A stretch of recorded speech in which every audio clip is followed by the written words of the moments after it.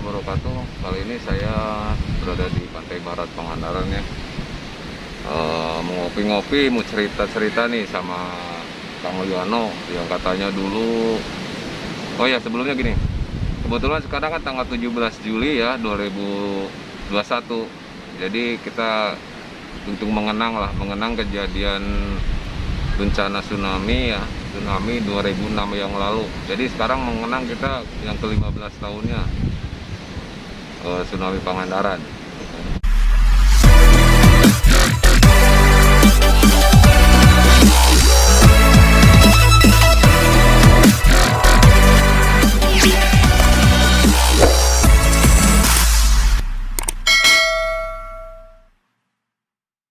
Oke, nanti kita bincang-bincang sama Kang Mulyono yang katanya dulu pas saat kejadian itu ada pas dia itu lagi di tengah gitu kan, lagi di tengah laut.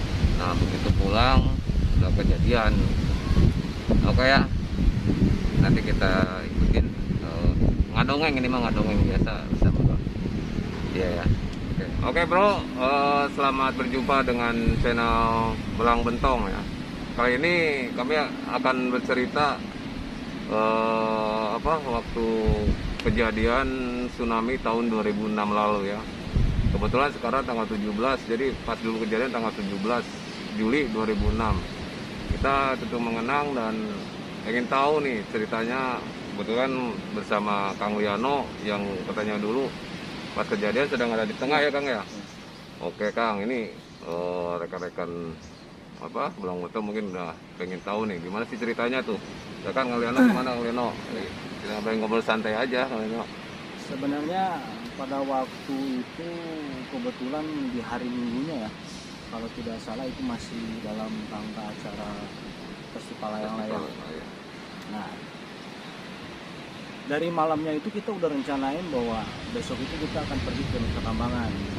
Gitu. Pergi ke Nusa Kambangan, bahkan kita sudah kontak-kontak. Kebetulan kita punya temen si David tuh, yang sekarang tuh lagi di My Ikan itu. Nah, dia kan orang tuanya ada di sini nih, kebetulan dia punya rumah di Pangandaran, dia punya perahu juga mesin. Nah, jadi kita alokasikan buat besok itu rencana sama teman-teman ada 9 orang, bahkan ada orang bulenya 1, orang Australia, bahkan perempuannya 1. Nah, jam 8 kalau tidak salah kita berangkat dari Pangandaran. Nah, dari Bulak Laut sana kita start pakai perahu langsung menuju ke tempat lokasi. Alat-alat semua bawa, termasuk potang serping. Kita bawa 4 buah potang serping. Oh, itu waktu itu lomba di Nusa Kambangan mana? Nah, sebetulnya kita mau main di sana itu main surfing di sana. Oh ya. Jadi pas begitu berangkat kita ke sana itu perbekalan sudah dibawa, perbekalan buat nasi liwet, segala macam, makan di sana. Serta kita ada beberapa minuman yang istilahnya itu anak muda lah ya. Nah, sesampainya di sana kondisi air pada saat itu lagi bagus ya.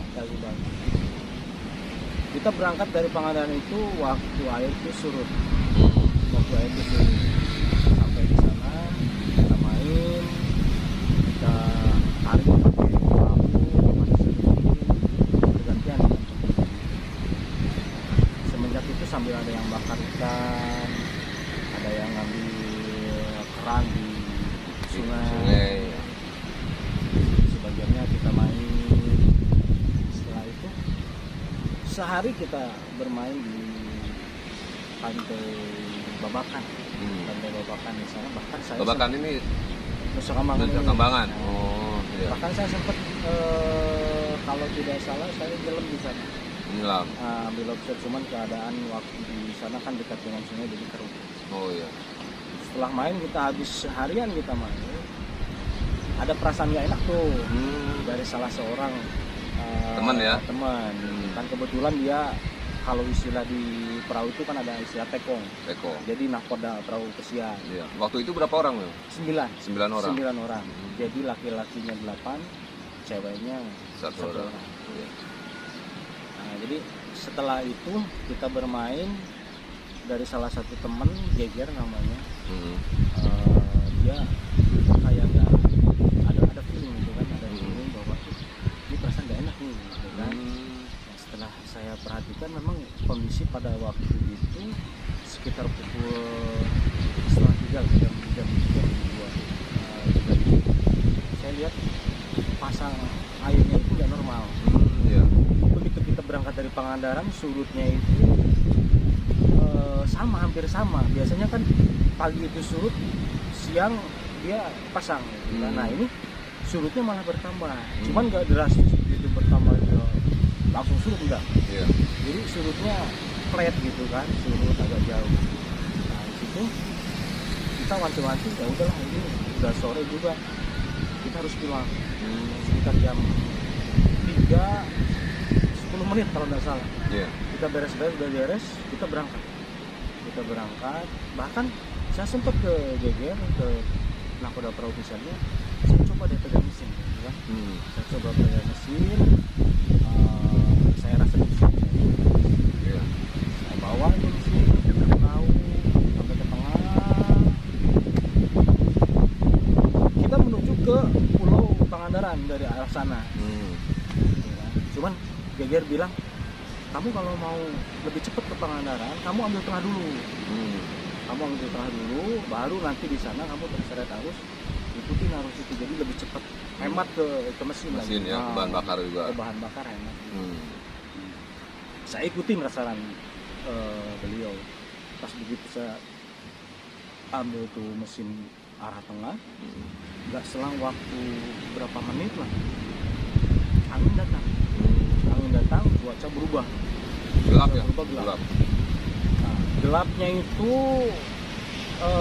tidak terlalu gelap gitu kan. Nah begitu pas saya lihat ombak, nggak tahu apa, di situ saya kaget.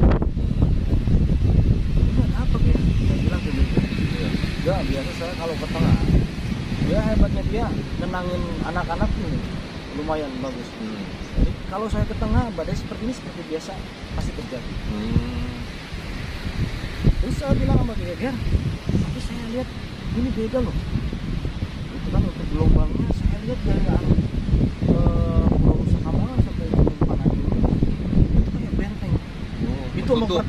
Itu ombak pertama. Itu kayak benteng gitu kan, kayak ngejar kita.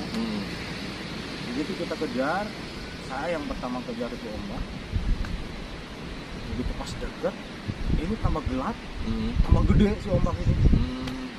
Pada waktu pas kejadian ombak pertama itu, saya lihat ada beberapa perahu di pinggir sebelah kanan saya itu, perahu nelayan kalau tidak salah. Sama dia. Yes. Jadi semuanya menghadap ke ombak. Begitu pas ombak dekat, itu selang waktu pelat kita berpapasan dengan ombak, saya nggak tahu jadinya bagaimana perahu. Yang jelas begitu saya lewatin ombak itu, serasa saya terbang. Begitu pas turunnya ke air, si ombak paling 2 meter 3 meter di belakang hancur, pecah. Bum. Posisi di tengah berarti? Di tengah. Kalau memang ada orang bilang itu pecahnya di pinggir, saya yang mengalami bahwa menyaksikan sendiri lah. Menyaksikan sendiri. Pada waktu itu di tengah itu pecah. Semenjak dia begitu perahu turun ke air, salah seorang yang si David itu yang punya perahu itu, dia kena sobek ininya, kena pinggir perahu. Bukalah baju saya, kasih ke dia, suruh ditutup mukanya. Semenjak itu barang-barang semuanya pada ke air, ke air. Di situ semuanya pada istighfar semua, bahwa ini bukan badai biasa. Tidak ada yang ingat pada waktu itu tsunami. Tidak ada. Nggak ada ya. Nggak ada. Semenjak itu kita udah agak tenang. Saya bilang lagi itu ke si Geger. Iya. Ger, ini bener nih. Ini badai atau apa nih? Kok apa namanya? Suasananya beda. Kayak bukan badai biasa. Posisi perahu miring atau bisa diistilahkan malang. Semua papan pada ke air. Begitu pas kita ngomong-ngomong seperti biasa Geger bahwa ini bukan ombak biasa, datanglah ombak yang paling besar.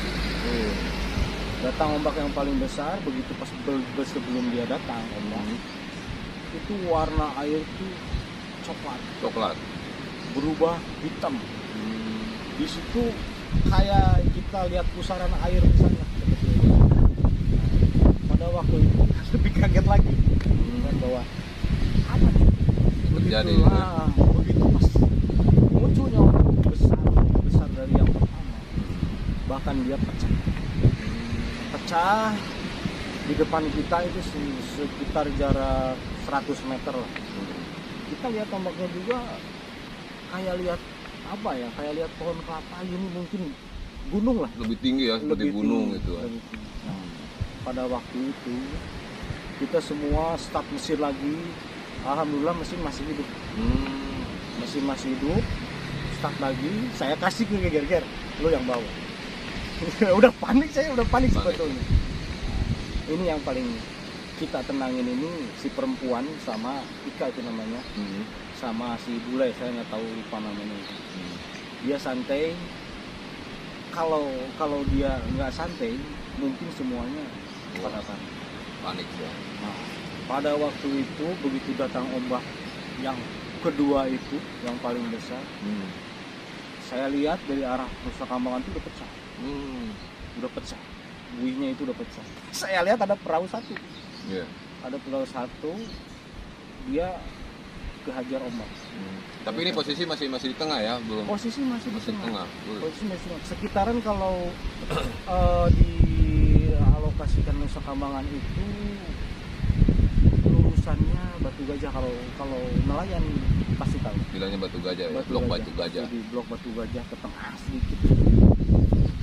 Dataran itu memang masih agak dangkal. Jadi mudah untuk pecahnya ombak. Nah, pecah ombak yang kedua, kiri kanan pecah. Saya udah lihat perahu yang satu itu udah kegulung sama ombak. Tinggal kita nih perahu.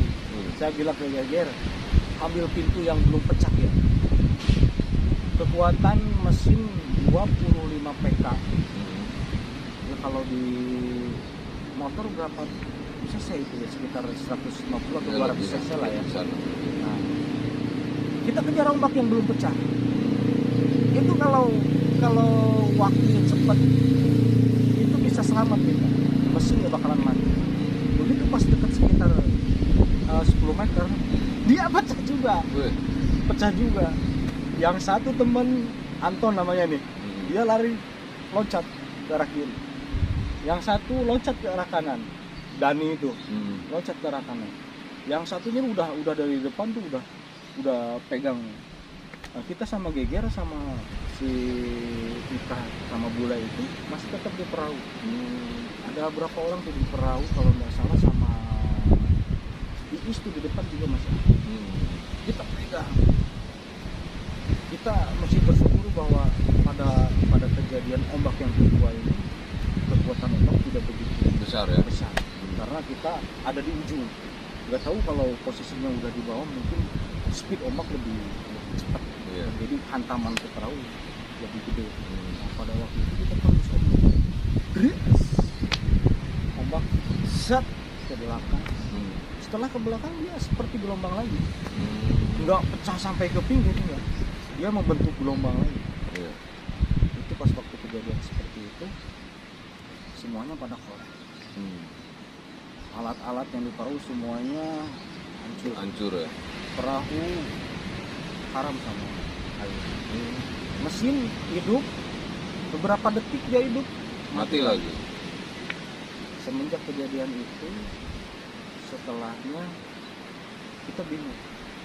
Kita berbicara, apakah di situ baru ingat apakah ini terjadi namanya tsunami gitu kan. Ada yang bilang ntar dulu, saya juga belum pasti ini tsunami, yang jelas ini badai gitu kan. Ini badai besar, ini kita alamin seumur hidup kita baru pertama kali. Nah, semenjak itu kita berargumentasi dengan teman-teman bahwa bagaimana ini cara cari bantuan, sementara ini posisi kita di tengah. Dan sementara orang 9 ini hanya ada fasilitas buat papan kita berenang, empat buah papan. 4 buah papan ini paling tidak 4 orang. Tapi itu posisi kapal itu udah Udah belum. udah kemasukan air Udah lah. kemasukan air. Dia masih bisa Bisa jalan ya. Ini yang paling repotnya itu pada waktu itu kemarau kan ya. Jadi Iya. air dinginnya itu benar-benar kalau orang Indonesia mungkin itulah dingin. Jadi nahan dingin sama apa namanya shock gitu kan Iya. setelah melihat ombak itu benar-benar parno gitu. Pasti tegang ya. Argumentasi sama teman-teman bagaimana ini cara solusi cari tahu. Salah satu dari teman kepingin membantu temannya juga gitu. Tapi waktu itu ada yang bawa handphone atau gimana? Handphone ada ya. cuman dalam kondisi Panik semua ya. terus handphone tuh nggak bisa hidup karena memang udah siram air gitu. Siram air. Oh, iya. Kita punya rencana bahwa pada waktu itu mau tidak mau Is dan Dani beliau punya inisiatif bahwa kita harus ke pinggir dulu, kita harus cari bantuan. Itu sekitar pukul mau maghrib. Itu mau maghrib berarti di darat udah kejadian masih di tengah ya? Saya masih di tengah, Oh, iya. semuanya masih di tengah. Kejadian itu dia punya alternatif bahwa ini harus ke pinggir cari bantuan. Itulah bantuan ini sama Dani. Saya tanya kan, lu mau ke mana? Yang paling dekat dia ambil terapi. Karap ya. Karena memang ada setelah di sana dekat muara apa tuh namanya? Enggak terlalu bahaya dengan karang. Jadi dia ambil pinggirnya lewat situ. Berangkatlah 2 orang ini. Selama perjalanan dan selama waktu maghrib itu, saya terus terang ibadah saya jauh. Cuma pas pada waktu itu teman-teman punya inisiatif juga bahwa kita harus sembahyang. Iya. Mau tidak mau Sholat, ya. air wudhu banyak ya kan, pakai aja air laut. Wudhu apa segala macam biar kamu jadi imam. Itu di perahu ya, di kapal. Di perahu di air. Iya. So adan biasa, qomat biasa, sholat maghrib 3 rakaat biasa. Ya kita sholat berjamaah pada setelah sholat berjamaah sekitar pukul 8 lebih lah. Kita ngomong sama teman, bantuan di mana? Oh, belum datang juga bantuan.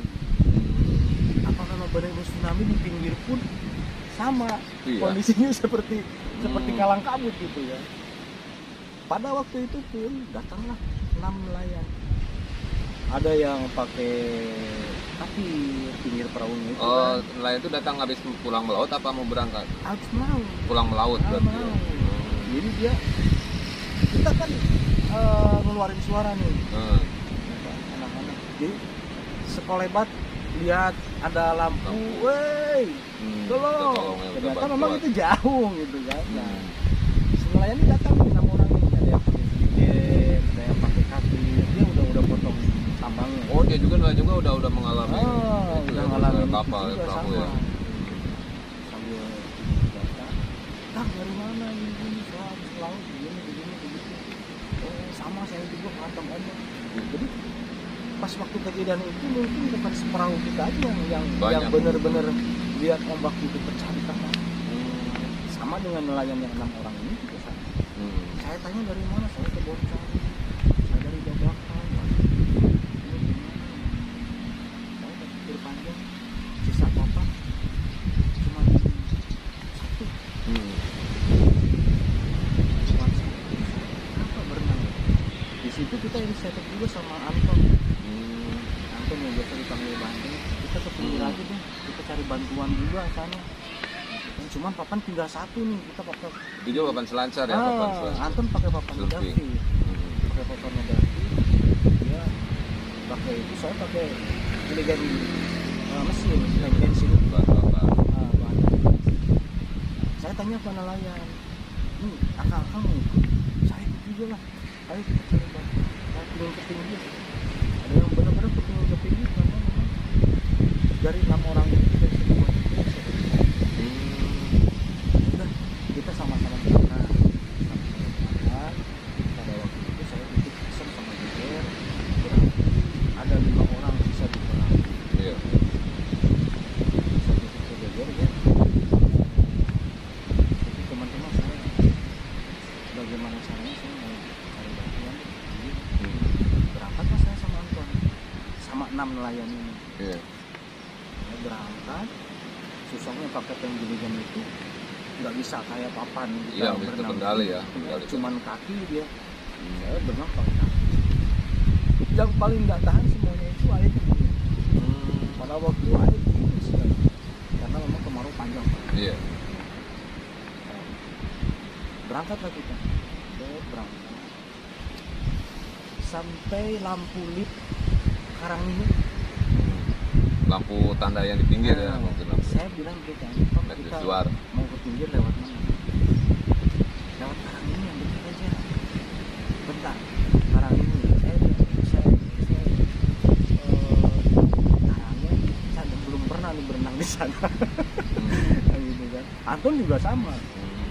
Tapi tak coba kita ke pinggirnya, ke sebelah sampingnya aja. Jauh dari sana Karang Kuda, di sana ada Karang. Nah, lewat situ aja. Setelah berenang jauh, pada waktu ya jam 8 lebih kita berenang terus sama nelayan 6 orang. Bagaimana caranya kita tahu ini udah kalau lampu lip ini udah nggak kelihatan, itu suara ombak pasti terdengar, itu udah tinggi. Ya udah. Jadi pas nyampe begitu kita ke pinggir, mau ke pinggir, saya bingung lagi gitu. Karena ini orang ini mau kemana kan ya? Kalau tak pasain kita ke pinggir lewat situ, saya juga nggak berani. Lepas tanggung jawab dari berangkat bareng gitu kan kan. bersama-sama. Nah, beraninya gimana kalau nanti ada apa-apa waktu ke pinggir, berabe lagi. Kita harus nolong 6 orang. Kita nggak sanggup. Posisi kita udah lemas. Yang akhirnya saya titip ke 6 nelayan ini, si Akang. Kan kalau bisa, Akang sebentar lagi masuk muara Cigang. Masuk muara Cigang, Cilipung. Akang lewat situ deh. Di sana ombaknya nggak terlalu besar. Insya Allah, asal jangan peralatan yang Akang bawa ini jangan sampai lepas. Pegang aja, gulung ombak pegang. Di situ kita bisa. Saya berdua sama Anton lewat Karang Kuda sebelah sini.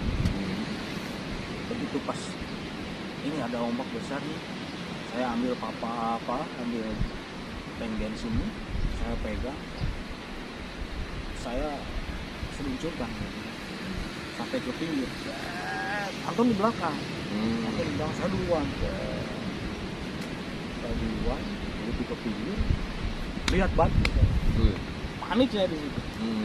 Begitu pas lihat batu, saya ke tengah lagi. Untungnya saya dihajar ombak ke sebelah kanan. Nggak tahu mimpi, nggak tahu apa. Di dalam air itu saya jalan. Di dalam air saya jalan, di pasir saya jalan ke pinggir. Itu anehnya. Ke pinggir jalan sampai di pinggir. Begitu sampai di pinggir, saya teriakin Anton, kamu di mana? Ternyata di balik batu itu Anton. Jadi kalau saya ke sebelah sini, Anton di sebelah sana, gitu ya. Saya teriakin Anton, di mana? Saya di sini. Kamu ke sini? Enggak, kamu yang ke sana. Saya nggak mau sana, Anton pun sama nggak mau sini. Jadi jarak mungkin dekat atau jauh? dekat sebetulnya, paling 10 meter juga enggak. Cuman kehalang batu. Kita udah parno pikirannya, ombak kan dia menghantam terus ombak. Batu ya, Jadi takutnya saya ke bawah lagi sana, udah parno waktu itu. Jadi ya udahlah, Anton kamu jalan sana deh, kemana itu saya nggak tahu. Mungkin Anton jalan ke Karangmini. Kalau saya jalan ke Lembah Putri. Tapi sebelum itu katanya orang bilang lari ke atas batu bisa. 2 kali bisa di atas.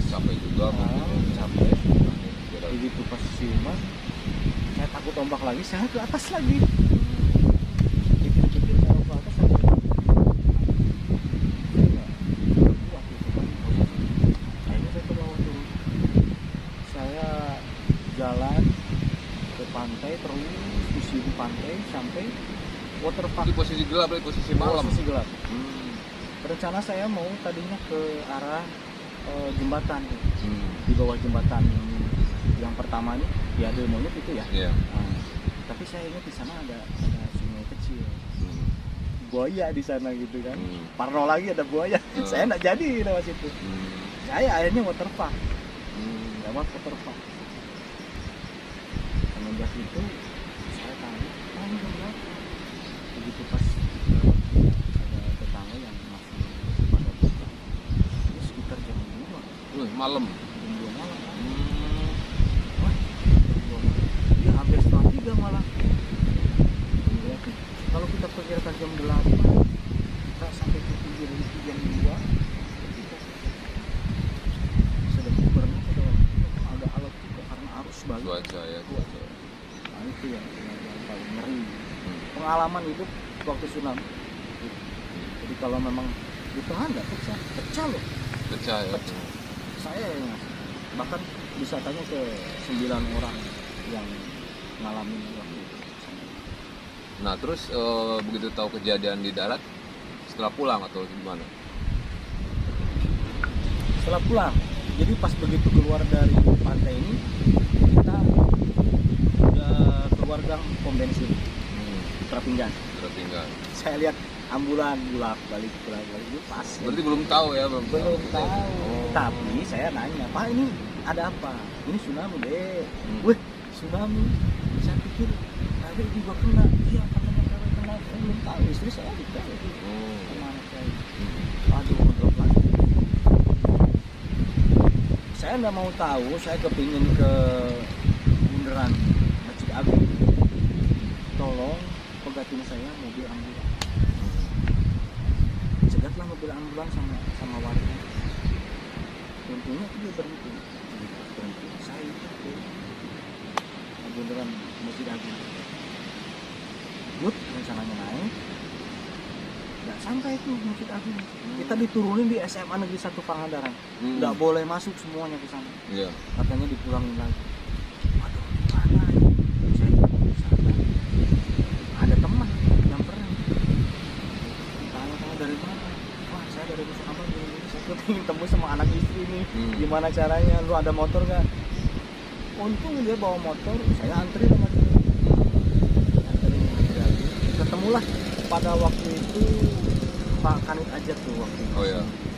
Di Polsek Pangandaran ya. Saya tanya sama Pak, saya mau minta bantuan Pak, teman saya di Nusa Kambangan. Oh ini yang 9 orang di Nusa Kambangan, dia langsung tahu. Karena udah ada. Ternyata memang si Dani ini sama istri udah laporan juga gitu kan. Cuman pada waktu itu memang lagi genting, jadi nggak tahu lah saya posisi seperti apa pada waktu itu. Ya. Mereka juga bebenah di pinggiran gitu, karena memang banyak yang jadi korban. Akhirnya saya cuma laporan ke untuk selebihnya anak-anak yang ketinggalan di tengah dua orang ini, ceritanya sih dia ditolong sama nelayan Cilacap pas waktu mau pulang dia. Pun hampir-hampiran lah yang saya nggak mau nganterin. Itu selebihnya mungkin teman saya yang tahu. Ya, mungkin itu cerita dari Kang Liano ya, yang dia mengalamin pas kejadian tsunami dulu, tapi posisi sedang berada di tengah ya, dan ternyata menurut dia ombak itu pecah juga di tengah gitu kan, ombak itu pecahnya di tengah, dan begitu turun ternyata udah kejadian di sini, karena pas nyampe ke darat jam 2 malam ya, jam 2 dini hari itu, jam 2 dini hari, sedangkan kejadian tsunami itu pukul berapa ya? Sampai Pukul ya sekitar pukul 15-an lewat lah, jam 16-an gitu kan. Oke ya, mungkin sampai di sini cerita pengalaman pribadi Kang Liano ya, alhamdulillah gitu kan, tahu Oke, Sobat Belang Mentong, sampai di sini dulu cerita-cerita ya hitung-hitung mengenang tsunami Pangandaran ya tahun 2006 lalu ya. Ya, oke, jangan lupa subscribe, like, dan share. Terima kasih. Wassalamualaikum warahmatullahi wabarakatuh.